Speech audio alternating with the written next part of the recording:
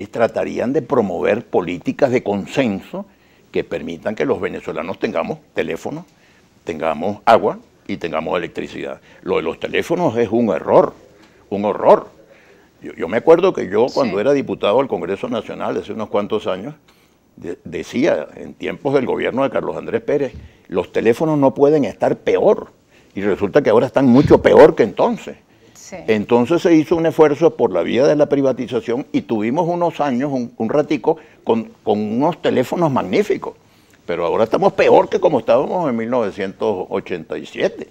Y ahora que hablan de este tema del consenso, ustedes han promovido a través de esta organización Unión y Progreso que ese candidato que vaya a medirse contra Maduro pues sea elegido por consenso, que sea la mejor figura. Bueno, aquí en nuestro programa hemos escuchado ya distintas voces al respecto. Un grupo que pide primarias con doble vuelta, el diputado José Gregorio Correa estaba acá llevando a cabo esa propuesta, y hemos escuchado también otras posturas de distintos partidos políticos, el Movimiento al Socialismo, el profesor Pedro Benítez, que también estuvo acá, hablaba de que las primarias eran un error.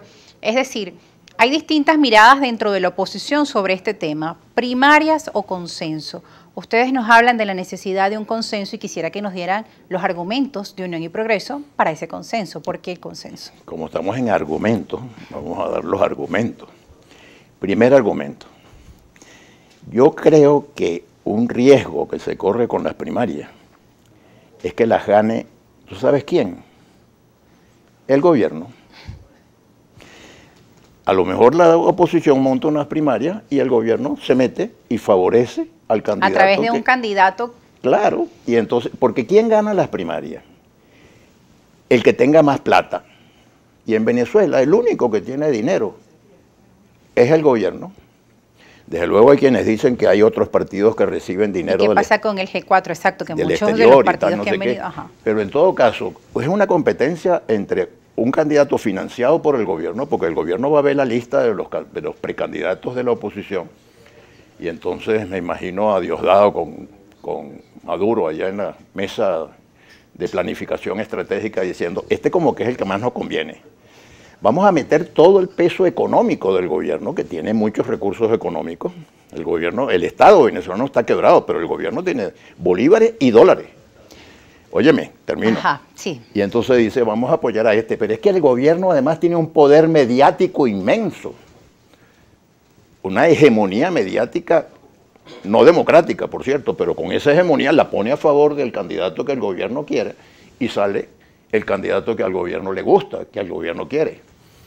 Pero es que además,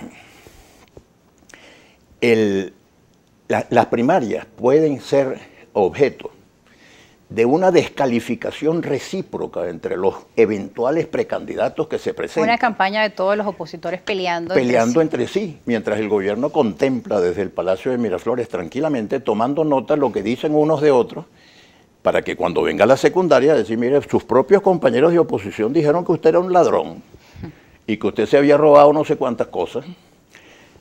Que se pasó en Colombia, lo vimos en los debates presidenciales. Hace pocos días yo vi a un líder de uno de los partidos más importantes, si es que hay partidos importantes en Venezuela, porque esa es otra cosa, los partidos están muy disminuidos. Todos tienen muy poca participación, entonces, pocos porcentajes. Uno de los líderes de ese partido acusó a otro líder del mismo partido, pero de otra tendencia, de ladrón, y que había recibido no sé cuánto dinero del gobierno. El otro rápidamente contestó a este, no, el ladrón es usted, y usted ha hecho tantos negocios con el gobierno. Y eso es antes de que comiencen las primarias. Bueno, imagínese cómo percibe además la población el espectáculo de la primaria. Ese show, claro. Una especie de carritos chocones, dándose golpes unos con otros, y Maduro muerto de risa en Miraflores contemplando la Mientras situación. Van ganando puntos sin hacer nada, solo dejando que la oposición haga primaria sirve para resolverle un problema a los partidos políticos de la oposición, pero no para resolver la crisis nacional. Que yo creo que en base a eso, por eso hablaba el diputado Correa de la doble vuelta. Mira, pero vuelvo otra vez. La primaria sirve para resolverle un problema a los partidos. Pero el problema que nosotros tenemos que resolver es el problema de la nación venezolana, claro, y de 30 millones de venezolanos, unos que estamos aquí adentro y otros que están afuera, desgraciadamente. Ese es el problema que hay que resolver. Entonces, no es el problema de los partidos políticos, es el problema de la nación venezolana.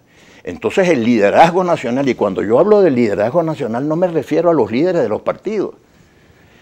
Dolorosamente los partidos en este momento están muy devaluados, tan devaluados como el propio gobierno. Lo veíamos en las encuestas. Claro. Entonces, ¿cuál es la solución? Señores, vamos a ponernos de acuerdo con un programa para que nos unifiquemos, no alrededor de un caudillo, alrededor de un programa. Y después vemos quién es la persona, el venezolano o la venezolana más indicado para dirigir el gobierno en esas circunstancias. ¿Y qué condiciones debe reunir esa persona? Claro. Las que dice la Constitución en el artículo 225 y siguiente. El presidente tiene que ser el jefe del Estado. A lo mejor la primaria elige a un jefecito político, pero no un estadista. Y lo que necesitamos es que el país tenga un estadista para resolver sus problemas. Que además luego presida con una Asamblea Nacional de mayoría. Tú te das cuenta que va a ser un presidente que va a tener la mayoría, que además va a ser comandante en jefe de la Fuerza Armada, pero no de cualquier Fuerza Armada, de esta Fuerza Armada que tenemos con todas sus virtudes y con todos sus problemas. Y tiene que conducir la política internacional en momentos en que la política internacional está tan complicada. Y tiene que además ser el jefe de la hacienda pública, o sea, tiene que reconstruir la economía venezolana. En la primaria a lo mejor elegimos un jefecito que no tiene la entidad suficiente para asumir la solución de los problemas del país. ¿Tiene pensado en alguna persona? Eso vamos a hablarlo al regreso porque tenemos que irnos a una pausa. Ya volvemos, no se aparten, que también...